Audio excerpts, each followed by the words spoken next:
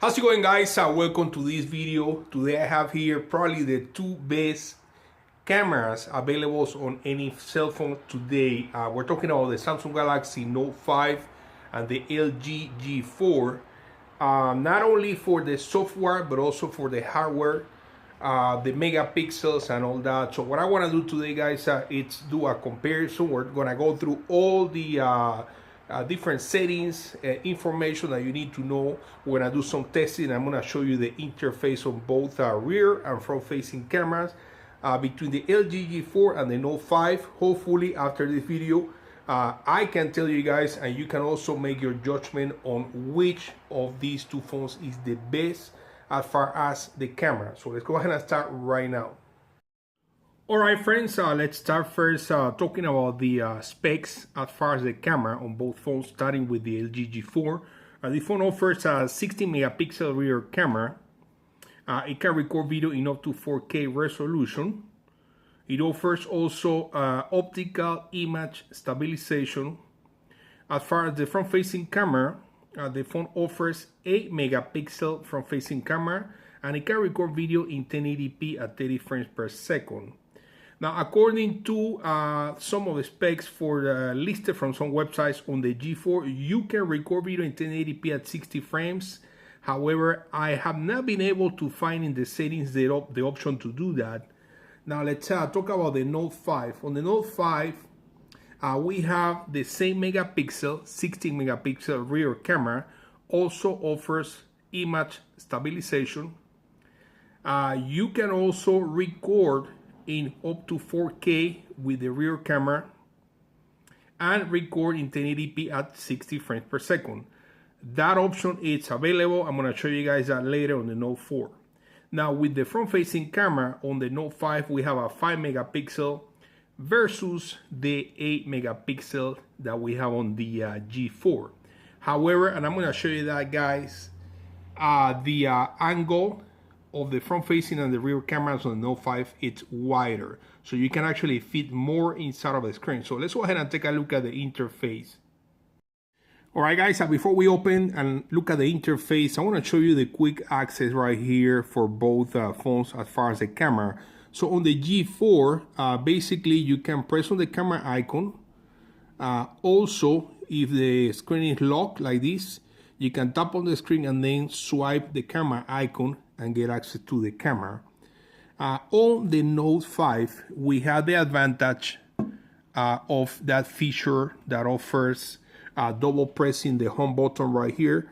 But before we get that, of course, you can click on the camera icon. You can also access the camera by swiping the camera icon. But this is my favorite feature by far on any phone as far as the camera. The access by double pressing the home button. And as you guys can see, it opens the camera in a matter of less than a second. Just to give you guys an idea, another phone that offers quick access to the camera, it's, for example, right here, the Droid Turbo, which you can go ahead and check the phone, and that's when I open the camera. But I mean, you're gonna look weird. People are gonna be wondering, like, what are you doing when you're checking your phone like that or something like that, rather than just double pressing and accessing the camera right away.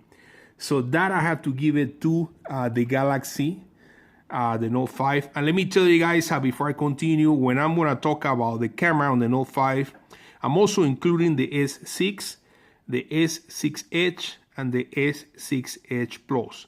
They all share the same camera, the same interface, hardware, software, and all that. So let's continue here with the G4. Now we're going to access the interface. And this is the interface that we see. Right here on the right side, we get access to the gallery. And there is the access to the gallery. Right here, we see the recording button, picture button, and then back.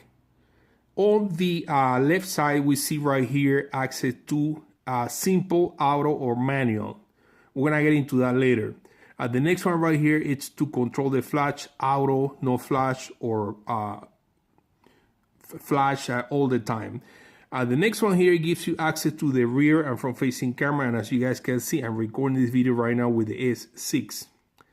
So go back to the rear camera. The next one here, it's mode. it gives you access to auto, panorama, and dual. The next one is the settings. It gives you access to HDR. It gives you access right here to control the picture size, video size. The next one here is to control the voice. So you can take pictures by using voice commands. This one right here, it's the grid lines. And I believe this one right here is to control how to store your pictures. I believe that's for an SD card. Or to store the pictures on the phone. Now let's take a look now at the interface of the Note 5. Let's go ahead and try to do side by side. You know, we look at something on the G4 and then we'll look at the same on the Note 5. We access right here, and this is the interface. And so right here we get access to the gallery, recording, picture. Right here we get between front facing and rear camera. We also get mode right here, and as you guys can see, this offers Auto, Pro, Selective Focus, Panorama, Video Collage, which now you can combine 4 clips into one video. Live broadcast, this is a new option. You can actually upload videos in YouTube or on YouTube as you are recording. You get slow motion, fast motion, virtual shot, and you can even download more modes. Let's continue now. On the left side, similar to the G4, we have this quick click right here. You can hide or unhide this toolbar right here. The next option is gives you access to filters. The next one is HDR, the timer, the flash. And then right here, similar to the G4, you can control the picture size. And the last one gives you access to the settings where you can control the video size. And as you guys can see, very clear and simple to access right here, 60 frames per second in 1080p, and Ultra HD will be a 4K video. Also down here, you can actually turn off the quick launch, which is a double pressing on the home button. So after that, we look at both interfaces. Let's now take a look at the settings and all that. And let's start here with the G4. So let's go back into the camera, and right here, take pictures really quick. There is a video recording option. You can tap right here to take pictures while you are recording. You can pause the video, continue your recording, or stop. Now, right here on this side, let's take a look at the modes. We get the auto, panorama, and dual mode. Panorama, you guys already know what that is, and auto mode, it's auto mode. Dual mode right here gives you the option to take video or picture with both cameras at the same time. So we're using the front-facing camera and we're using the rear camera at the same time. If you tap right here, this is going to give you the options to personalize or change the look of the secondary camera. So as you guys can see, we can click on all of these and change it. I believe you can even split, right here, split the screening too. So this is a really cool option. Let's go back here and do none. So now we're exited that mode. Now the next one here, access to the settings. It gives you the options like I showed you before to do pictures with your voice. So for example, if we say cheese, and as you guys can see, it took a picture. Now let's take a look here at the options here. We see simple, auto, and manual. If we click on simple, everything goes away. So pretty much at this point, you're just gonna tap to take pictures. It's gonna tap, focus, and take a picture really quick. If you tap right here, you're still gonna get options here to different things. So now if you click right there and click on auto, then you are in the auto mode. And if you click on manual, this is where things are gonna get more professional here. You can basically control manually all the different choices, the different options for the camera, from the saturation to the zoom, and many other things. So for example, if we tap right here, This is gonna bring up here this kind of like control that it kind of gives you the feeling that you're using like a DSLR or professional camera. So let me use an object here and do some zooming for you guys. So as you guys can see, the object right there, it's not really in focus. It looks blurry. So as I move this right here, see how we bring the focus. So this is gonna give you the option, like I said before, to control things manually. Here's also other option. And here's this other option for the ISO. And we have this other one right here. So as you guys can see, I mean, there's a lot of options right here to manually control all the settings for the camera. All right, so now we're gonna go back here into the auto mode. And let's go ahead and now take a look at the front-facing camera. Here's a look at the front-facing camera. We also get some modes here. We get the dual, like I already showed you. You can control having both cameras activated at the same time at different shapes right there. We can also take front-facing pictures with voice commands, cheese. And as you guys can see, it took a picture. There is also this really cool option with the front-facing camera by using your hand. So for example, if you go like this, the phone detects your hand and it's gonna take a picture once you close your hand. So that's a really cool option for selfies. Now let's go ahead and take a look now at the Note 5.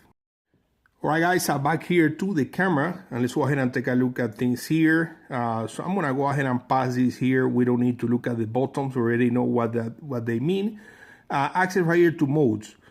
We get the Auto Pro. Let's take a look at the Pro mode. This is basically the same options that we saw on the G4. It gives you access to control things manually. Anything from the ISO to the light, the saturation. Here's a look at the zoom. Let's go ahead and put this right here so I can show you better. See how it controls that? Really nice. So you get all the same options that you're gonna get on the G4. You also get the live broadcast, so that's really cool. And now let's go back here. We see effects. Now let's take a look at the front-facing camera. With the front-facing camera, guys, as you can see, it's trying to focus and detect my face. So one thing that the phone offers is the option to take pictures with the heart rate monitor on the back. So as I put my finger there and the front-facing camera detects my face, I release the finger, and as you guys can see, it's gonna take a picture. Also for the front-facing camera, we have modes. We get selfie, wide selfie. You can also do video collage with the front-facing camera and live broadcast. But the wide selfie option is really cool. Take a look at this. So you press right here, and then you move the phone from one corner to the other, and that's gonna capture and record a wide selfie picture. So let me show you now, guys, quick here the picture. There it is, the wide angle. Take a look at that. That's a regular picture with the front-facing camera. That's a wide angle. So you can also control right here the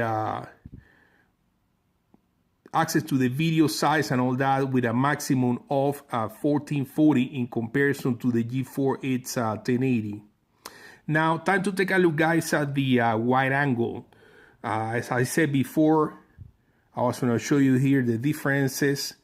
So take a look at how much extra I can fit on the screen versus the Note 5 and the G4. The angle and the lens for the front-facing camera, it's way, way wider. So for selfies and things like that, you're going to be able to say you have like 5 people with you, you're gonna be able to probably fit everybody on the picture with the front-facing camera versus on the G4. So that's an advantage that we have on the Note 5. Now let's take a look at the rear camera now. I believe the rear camera, it's the same situation. All right, guys, let me go ahead and show you a couple of samples here taken with the front-facing camera, so you guys can see better what I'm talking about as far as the wide angle. So right there, that was a picture taken with the front-facing camera on the LG G4. From the same distance, I just mounted right here the Note 5 on this tripod, and I took the same picture, and I'm going to show you right now. So there it is, the same picture. I'm going to put the phones side by side. So as you guys can see, from the same distance, I mounted both phones on this tripod. Take a look at the wider angle that we see on the Samsung Galaxy Note 5. So you're gonna be able to take better selfies with the Note 5. Now let's take a look here at some samples with the rear camera. It seems to me like the rear camera might be the same. So I took this picture with both phones. Now take a look at the colors. Both screens right now are in the auto brightness. But take a look at the picture size. It seems like it's the same angle for the rear camera. I think I was basically able to fit the same on both cameras as far as the rear cameras. Alright guys, I think that's all I have for right now. I don't want to make this video too long, but I wanted to make sure that I show you guys through this video all the important things about these two cameras. Final conclusions, I think as far as megapixels, color reproduction and all that, I think they are pretty close, about the same quality. I don't think with the rear camera you're gonna go wrong with neither of these photos. So you're gonna get amazing pictures from the rear camera. And pretty much about the same options for the option to do manual controls and all that. Now for the front-facing camera, I have to say I give it to the Note 5 because of the wider angle. You're gonna be able to take better selfies. Even though on the G4 we have an 8 megapixel front-facing camera, more megapixel doesn't necessarily mean better pictures. The wider angle is gonna offer a better experience when it comes to taking selfies. And as you guys know, everybody is about selfies these days. A lot of people don't really use the rear camera anymore. So there you have it, guys. Congratulations to you if you own any of these two phones, and if you really care about the best camera on a phone, when you're gonna get a phone you really care about the camera, I would highly recommend either of the Galaxies, the S6, the S6 Edge, the Edge Plus, or the Note 5, or the G4. So thank you guys for watching this video. Subscribe for more, share this video to help others, and I will see you on the next one.